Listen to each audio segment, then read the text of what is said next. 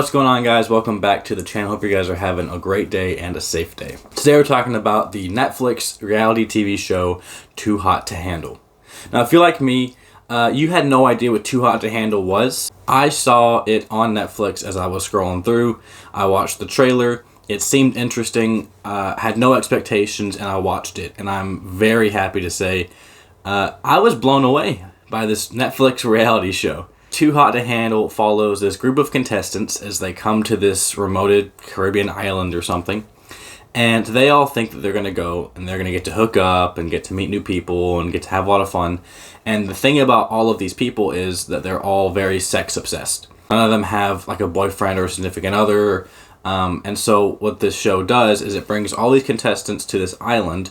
They're all under the assumption that they're going to get to hook up with all these other people. And then that's when the twist of the show comes in. The twist of the show is that nobody on the island can do anything remotely sexual for like a month. So they can't kiss, they can't have sex, they can cuddle, they can hug, they can talk to each other, but they can't have anything real romantic physically going on. What the show does so great is it takes a deep dive into how people nowadays see relationships and how people nowadays can get involved with other people and how we see talking to people, dating people, and whether or not there actually is a form of intimacy and connection there, or are people just doing it because they see somebody that's attractive and they're like...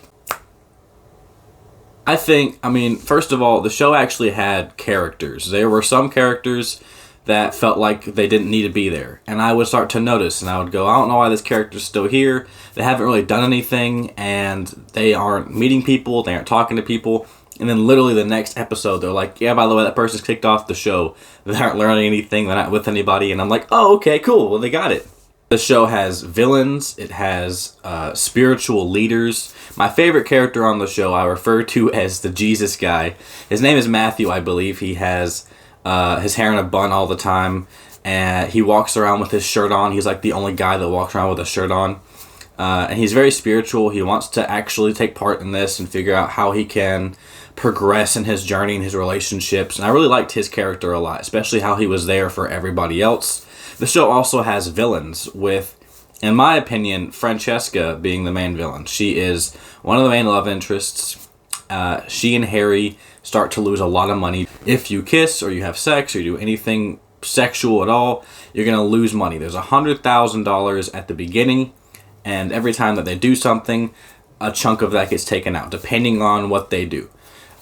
So I thought it was an interesting concept to have a villain in a way, because she loses a lot of money for these people. I think what's most great is there is drama, but it's done in a way that feels authentic. It doesn't feel forced or written in. It feels like these are real conversations that people have had. And another thing that I really love about the show is that they bring in lots of different elements to the show. So they'll have a guys retreat where they'll have like some specialists come in and help all the men come together and work through emotional trauma and bond together as men. And then they'll do like a women's retreat, and all the women will get together and they'll talk about how they feel, and they'll do like bonding activities, and then they'll be bonded.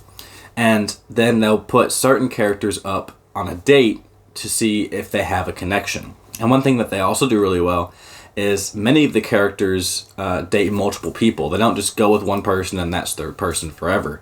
They actually, I think everybody at least goes through at least one or two people that they might have an interest in, which I found really interesting and a great part of the show. As the normal reality TV stuff, there is, if you don't like bickering and fighting and arguing and drama, you might not like the show because there's a bit of that.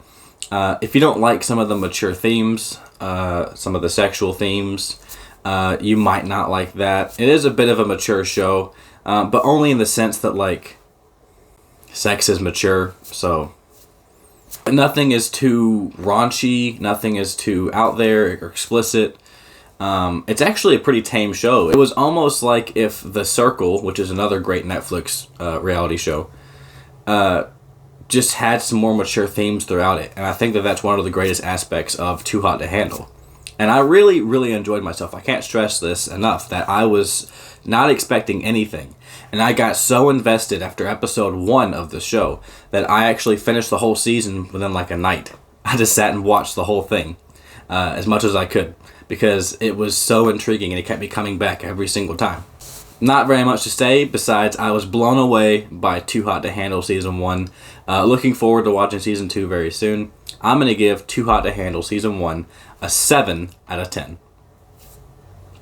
Thank you guys so much for watching. Have you seen Too Hot to Handle? Let me know in the comments below. I'd be happy to hear what you guys have to say. The Peps 2 are at it, and I'll see you guys later. Bye.